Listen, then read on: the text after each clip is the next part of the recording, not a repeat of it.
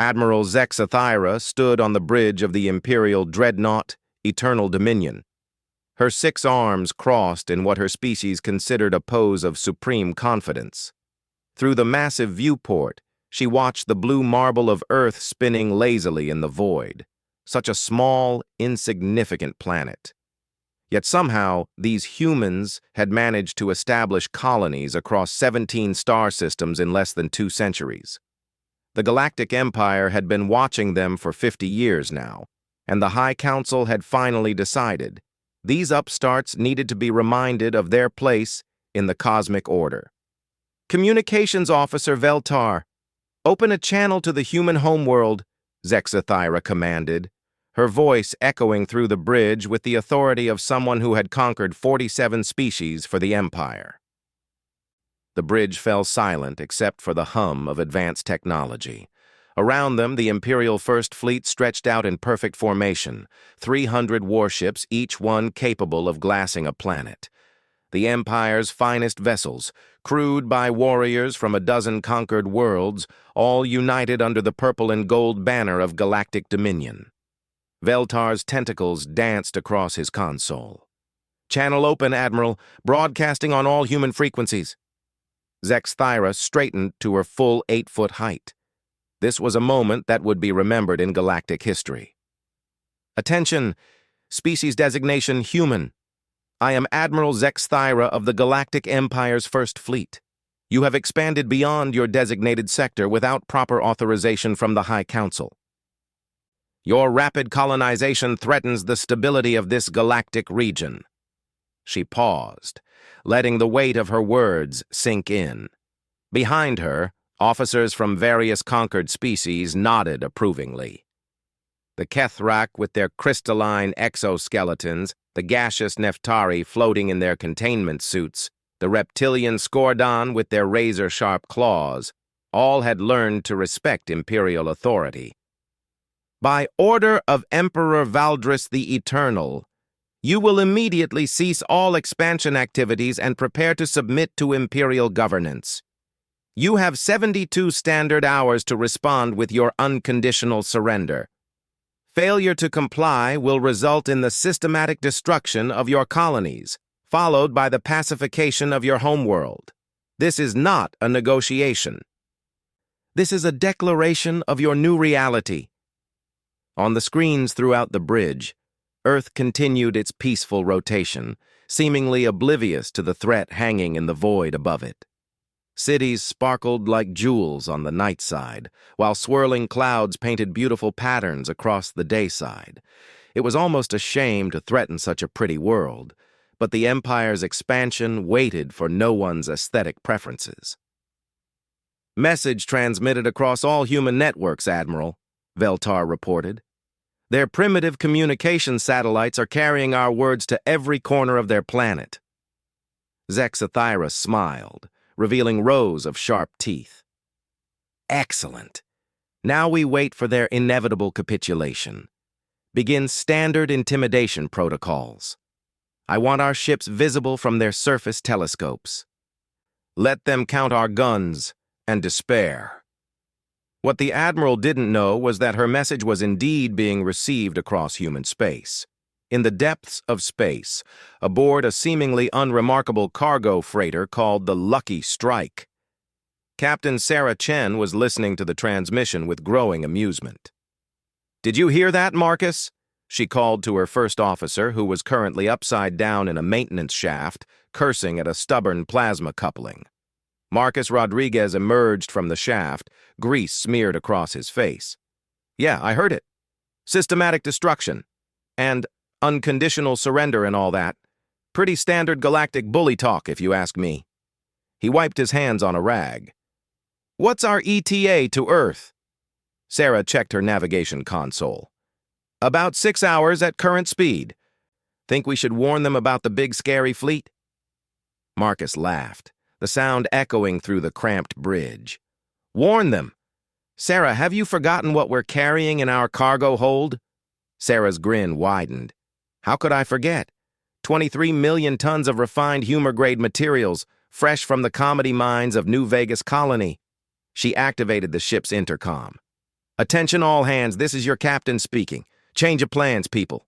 We're not delivering to Mars Station anymore. We're heading straight for Earth, and we've got a delivery that can't wait. In the cargo bay, Senior Chief Petty Officer Rodriguez, no relation to the first officer despite the name, was running final checks on their unusual cargo. Rows upon rows of metal containers, each one sealed with the distinctive yellow and black hazard stripes that marked them as containing materials so potent they could alter the course of galactic politics. "Chief, you getting this transmission from the wannabe conquerors?" asked Specialist Kim Park, monitoring the communications array. "Every word of it," Rodriguez replied, patting one of the containers affectionately. "Poor bastards have no idea what they're dealing with. They think humans are just another primitive species they can push around." He activated his comm unit. "Bridge, this is Cargo Bay. All containers secure and ready for emergency deployment. The boys from R&D at Luna Base really outdid themselves this time." Back on the bridge, Sarah was already plotting course corrections. The Lucky Strike might look like an ordinary cargo hauler, but appearances could be deceiving. Hidden beneath her civilian exterior were engines that could outrun most military vessels and sensors that could map a solar system from 3 light-years away. "Marcus, bring us about. Full stealth mode. I want to get a good look at this first fleet before we announce ourselves." The Lucky Strike changed course smoothly, her advanced drives making barely a whisper as they accelerated toward Earth. Within the hour, they were close enough to get detailed scans of the Imperial formation. "Holy hell," Marcus whistled, studying the sensor readings. 300 ships. Some of those dreadnoughts are bigger than Luna Station. These guys aren't messing around. Sarah nodded thoughtfully. "Size isn't everything, Marcus. Remember the Battle of Proxima? The Centauri Defense Fleet thought their massive battle cruisers would intimidate us, too." She activated the long-range communication array. "This is Captain Chen of the human cargo vessel Lucky Strike. To Admiral—" What was her name again? "Zexthyra," Marcus supplied helpfully. "Right. Admiral Zexthyra, we've received your message and would like to formally respond on behalf of the human race. Permission to come aboard for negotiations?" The response came within minutes, transmitted on a tightly focused beam. Admiral Zexthyra's image appeared on their main screen, her alien features twisted in what might have been amusement or contempt. "A single cargo ship wishes to negotiate for your entire species. How quaint. Very well, Captain Chen. You have permission to dock with the Eternal Dominion. But be warned, you come as a representative of a conquered people. Your defiance ends now." Sarah exchanged glances with Marcus. "Conquered people? Did we miss a battle somewhere?" "Must have happened while we were in hyperspace," Marcus replied with a straight face. "You know how these things go. Blink and you miss a whole war."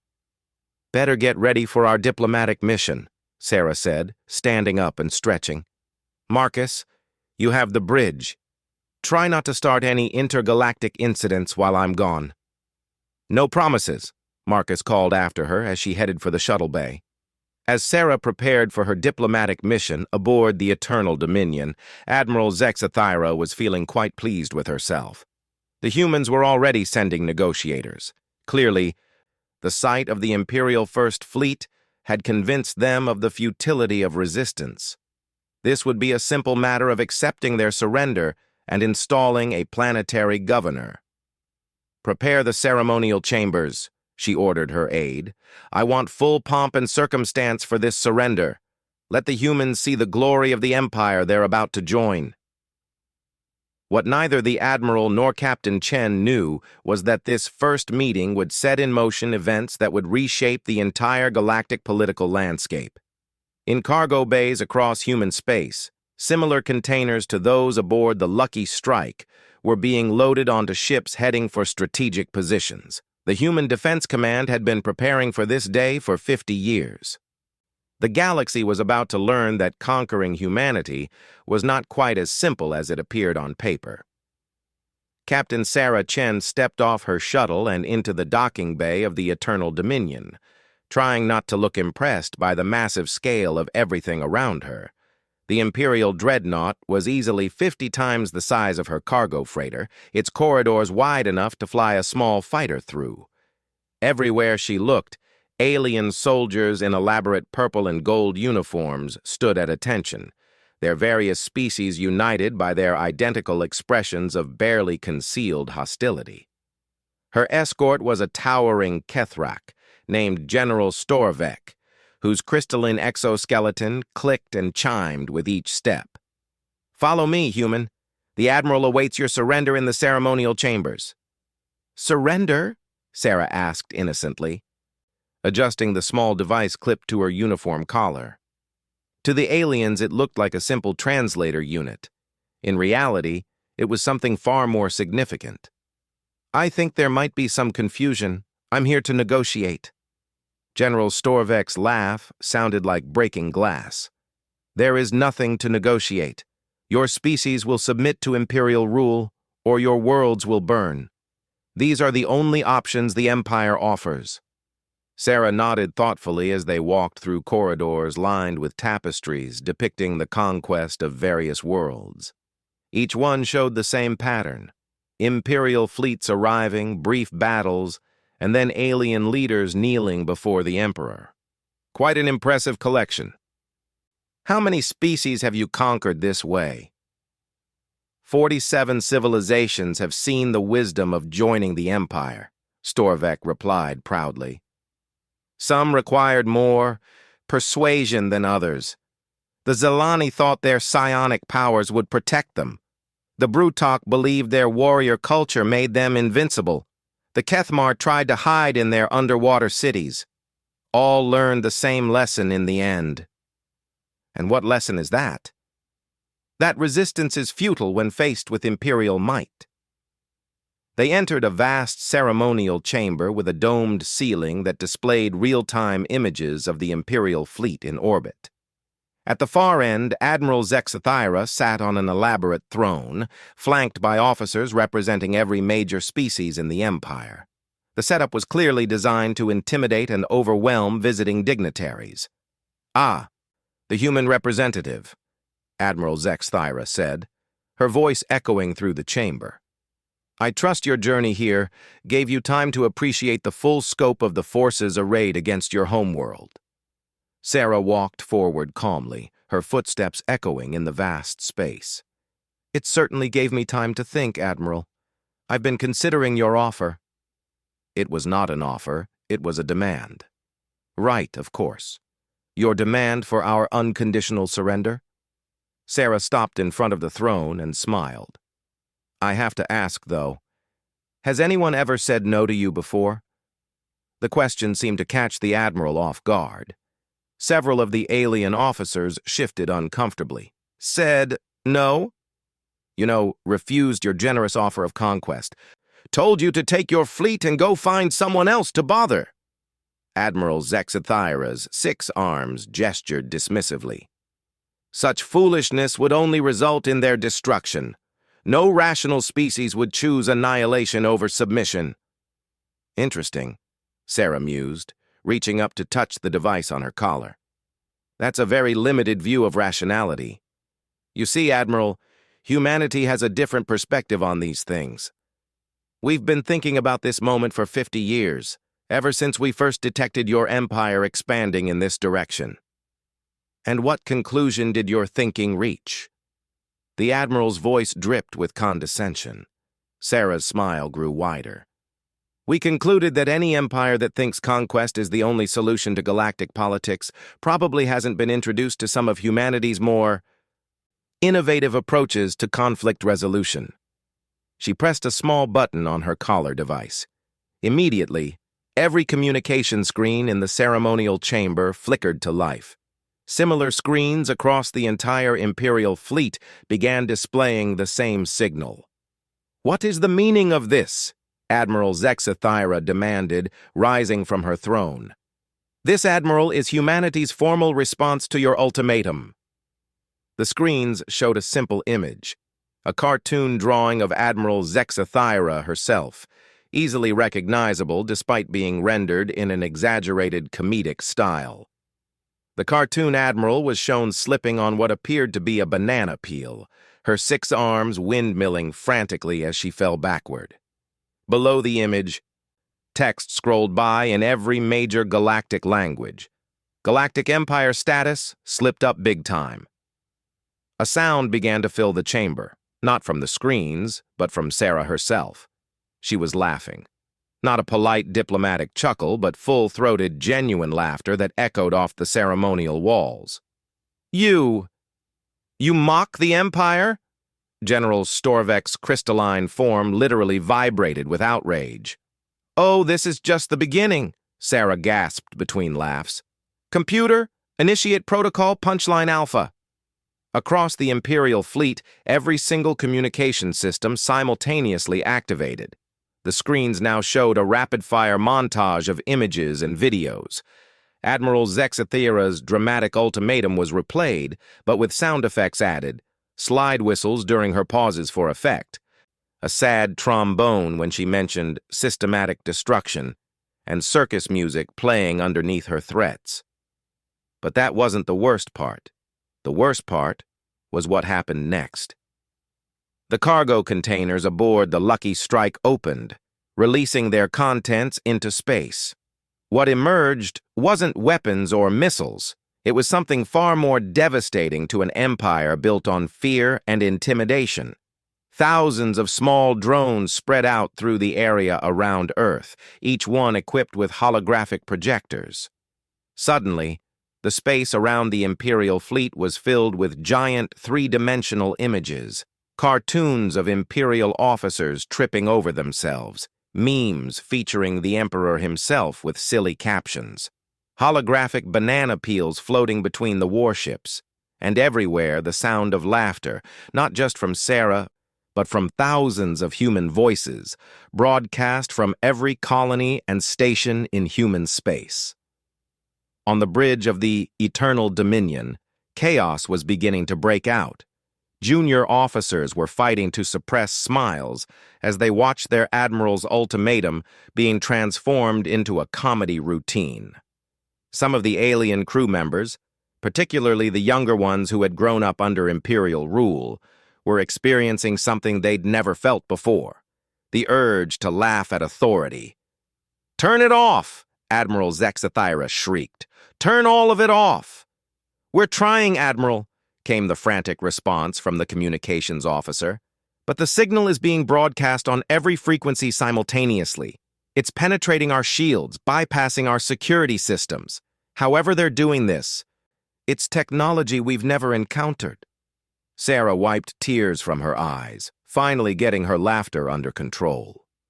"You see, Admiral, this is what we've been working on for 50 years. Not weapons, not bigger ships, not more advanced shields.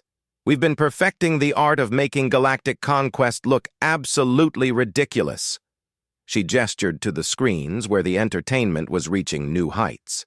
Now the images showed the entire Imperial fleet with cartoon faces drawn on the ships, making them look like confused, angry children rather than instruments of war. "Every species you've conquered," Sarah continued, "is watching this broadcast right now. Every planet in your empire is seeing their supposedly invincible overlords turned into a cosmic joke. How do you think that's going to affect your ability to maintain control through fear?" Admiral Zexathyra's face had gone through several color changes. You cannot possibly think this childish display will stop the Imperial fleet from carrying out its mission." "Stop you? Admiral, we don't need to stop you. We just need to make sure everyone in the galaxy sees exactly what you really are when you strip away the scary uniforms and the big ships." Sarah touched her collar device again. "Computer, initiate protocol punchline beta."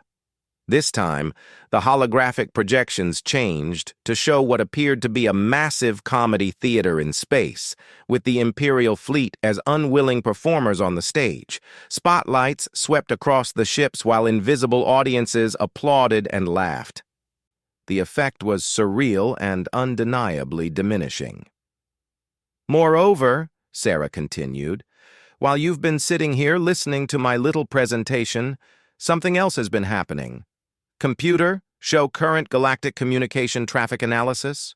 A new set of images appeared on the screens, charts and graphs showing communication patterns across known space. The data was clear. The comedy broadcast was spreading far beyond human space, being picked up and retransmitted by communications networks throughout the galaxy. "In approximately 4 hours," Sarah explained, "every civilized world in this spiral arm is going to know that the mighty Galactic Empire was challenged to a fight by humanity and responded by becoming the punchline to the biggest joke in galactic history." The Admiral's 6 arms were trembling now. "This is an act of war." "No, Admiral. This is an act of comedy. There's a difference, though I can understand how someone from your background might confuse the two." Sarah looked around at the alien officers, many of whom were clearly struggling not to laugh. "But you're welcome to treat it as an act of war if you want. Please, by all means, open fire on Earth. Glass our cities. Show the entire galaxy that the mighty Imperial fleet's response to being laughed at is to commit genocide." The chamber fell silent, except for the continuing sound effects from the screens. Sarah let the implications of her words sink in. Because that's what this moment is really about, isn't it? You've built your entire empire on the idea that you're too powerful and too scary to be challenged. But what happens to that empire when everyone realizes you can be made to look foolish? What happens when your own soldiers start laughing instead of following orders? As if on cue, a muffled snort of laughter came from somewhere behind the Admiral's throne. She whirled around but couldn't identify which of her officers had made the sound. Sarah checked her chronometer. "Well, this has been fun, but I should probably head back to my ship. We've got cargo to deliver after all." She started walking toward the exit, then paused. "Oh, and Admiral, you still have about 68 hours left on your original ultimatum. Feel free to spend that time figuring out how to make galactic conquest look dignified again. I'm sure it's possible." She left the ceremonial chamber to the sound of barely suppressed alien laughter. While outside the ship, the greatest comedy show in galactic history continued to unfold in the void between the stars. 18 hours had passed since Sarah Chen's diplomatic visit to the Eternal Dominion, and the situation had spiraled completely beyond Admiral Zexthira's control. The comedy broadcast had not only continued, but had grown exponentially as networks throughout the galaxy picked up the signal and added their own commentary. What had started as a simple mockery of Imperial authority had become a galaxy-wide festival of rebellious humor. On the bridge of the flagship, reports were flooding in from across the Empire, and none of them were good. Admiral Zexthira stood rigidly at attention, her 6 arms clasped behind her back. As her communications officer delivered the latest updates, with barely concealed panic in his voice. "Admiral, we're receiving reports from the Kethrak homeworld. Several crystal cities have organized what they're calling comedy riots. The local garrison attempted to disperse the crowds, but the protesters responded by projecting enlarged images of our fleet with cartoon faces onto government buildings." "And the Brutok sectors?" "Similar situations, Admiral. Their warrior lodges are holding contests to see who can create the most insulting parody of Imperial military doctrine.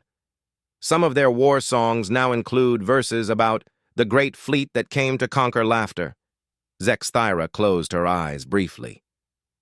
"The Kethmar underwater cities? They've created what they call comedy tsunamis, synchronized swimming performances that recreate our arrival at Earth, complete with fish playing the roles of our officers. The performances end with all the Imperial fish swimming in confused circles while bubble formations spell out jokes in their ancient script.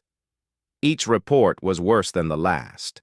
The Empire's iron grip on 47 civilizations was loosening as populations that had lived in fear for generations suddenly discovered the power of collective laughter. But the most disturbing reports were coming from within the Imperial fleet itself. "Admiral," came another voice, this one from the internal security chief. "We have a problem with crew morale. Several junior officers have been caught sharing modified versions of the human broadcast. Engineering reports that someone has programmed the waste disposal systems to play slide whistle sounds whenever they activate. The mess halls are reporting that crew members are making jokes during meals instead of maintaining proper military discipline." This was a disaster beyond anything Zexathira had faced in her long military career. The Empire maintained control through a careful balance of overwhelming force and psychological dominance. If the populations they ruled stopped being afraid, stopped taking imperial authority seriously, the entire structure would collapse. "Sir," the communications officer continued nervously, "we're also receiving urgent messages from the Imperial High Council on Valdris Prime. They're demanding an explanation for what they're calling the greatest humiliation in Imperial history." Admiral Zexathira straightened her shoulders. There was only one way to salvage this situation. The humans had made their choice, and now they would pay the price. "Prepare the fleet for combat operations. Target all human colonies simultaneously. We end this farce with overwhelming force." "Admiral," General Storvek interrupted, his crystalline form chiming with uncertainty. "Respectfully, if we attack now, after the galaxy has seen us mocked, won't it appear that we're destroying an entire species simply because they made jokes about us?" "The Empire does not negotiate with insurgents or terrorists," Zexathira snapped. "And make no mistake, this psychological warfare campaign constitutes an attack on Imperial sovereignty." As the orders went out across the fleet, aboard the Lucky Strike, Captain Sarah Chen was monitoring the situation with growing satisfaction. The cargo ship hung in space near Earth, having completed the first phase of humanity's most audacious defensive strategy. "Marcus, are you seeing these fleet movement patterns?" Sarah called to her first officer. Marcus looked up from his console, where he'd been tracking Imperial communications. "Yeah, they're moving into attack formation. Looks like they've decided to go with the commit genocide because someone laughed at us strategy." "Perfect. That's exactly what we hoped they'd do." Sarah activated her communications array. "This is Lucky Strike. To all Human Defense Command units, the fish have taken the bait. Initiate Protocol Punchline Gamma." Across human space, the response was immediate. What the Imperial fleet didn't know was that humanity's real defensive strategy had never been about the comedy broadcasts. Those were just the opening act. The real show was about to begin. From seemingly empty space around each Imperial ship, objects began to decloak. But they weren't warships or weapons platforms. They were something far more unexpected. Massive inflatable structures shaped like cartoon animals began materializing around the fleet. Giant rubber ducks, inflatable monkeys, and enormous balloon hammers appeared between the Imperial vessels, each one bristling with sophisticated holographic projectors. "What in the name of the Eternal Throne?" Admiral Zexathira breathed, as her viewports filled with the sight of a 300-meter-tall inflatable chicken that had somehow positioned itself directly in front of her dreadnought. "Admiral," her tactical officer reported, "these objects, they're not showing up as threats on our targeting systems. The computer doesn't recognize them as military targets." That was exactly the point. Humanity had spent 50 years developing a defense strategy based on a simple principle. If you can't outfight your enemies, make fighting you look so ridiculous that they destroy their own credibility in the attempt. The inflatable defenders weren't weapons in any conventional sense, but they served a crucial strategic purpose. As the Imperial fleet prepared to open fire, they would be doing so while surrounded by what appeared to be the universe's largest collection of bath toys and party decorations. "Sir," the communications officer called out, "we're receiving a transmission from the human homeworld. It's being broadcast on all frequencies." "On screen," Zexathira ordered grimly. The image that appeared was not Captain Chen this time, but an elderly human man in a simple civilian uniform standing in what appeared to be a modest office. Behind him, through a window, Earth's cities could be seen going about their daily business, completely unperturbed by the massive fleet hanging in orbit. "Greetings, Admiral Zexathera," the man said with a warm smile. "I'm Director Harrison of the Human Defense Command. I understand you're preparing to open fire on our worlds." "Your psychological warfare tactics have failed," Zexathera replied coldly. "Prepare for the consequences of your defiance." Director Harrison nodded thoughtfully. "I see. Before you begin destroying cities full of civilians, I wonder if you might be interested in knowing what's been happening in the rest of your empire while you've been here." "Nothing that concerns this fleet." "Oh, but it does. You see, while your ships have been positioned here at Earth, the populations of 47 worlds have been watching this entire exchange. And something interesting has been happening." Harrison gestured, and the image split to show feeds from across the galaxy. The scenes were remarkable. On world after world, populations that had been subjugated by Imperial force were rising up, not with weapons, but with laughter. Massive crowds gathered in public spaces, all watching the comedy broadcast and cheering as the mighty Imperial fleet was made to look foolish. But more importantly, they were beginning to lose their fear. "The Zalani have reopened their psionic academies," Harrison continued conversationally, "which have been closed under Imperial law for 200 years. The Brutok warrior clans are refusing to serve in Imperial armies. The Kethmar have declared their underwater cities independent. Shall I continue?" Admiral Zexathera felt something she hadn't experienced in decades: genuine fear. "You orchestrated this. The broadcasts, the timing, everything. Guilty as charged. Humanity has been studying your empire for 50 years. Admiral, we know how it works. Fear only functions as long as people believe the thing they're afraid of is invincible. Once that illusion breaks," he shrugged. "Well, you're seeing the results." "Then we'll rebuild the fear," Zexathera snarled, "starting with the complete destruction of your species." "Please do," Harrison said calmly. "Fire away. Show the entire galaxy that when the mighty Galactic Empire is laughed at by a single species, their response is genocide. I'm sure that will convince everyone that you're still worth being afraid of." The bridge fell silent. Around them, through the viewports, the inflatable menagerie continued its silent vigil. The tactical officers waited for orders, but Admiral Zexathera found herself paralyzed by an impossible choice. If she attacked, she would be confirming every joke that had been made about Imperial overreaction. The galaxy would see the Empire as so fragile that it resorted to mass murder when challenged by humor.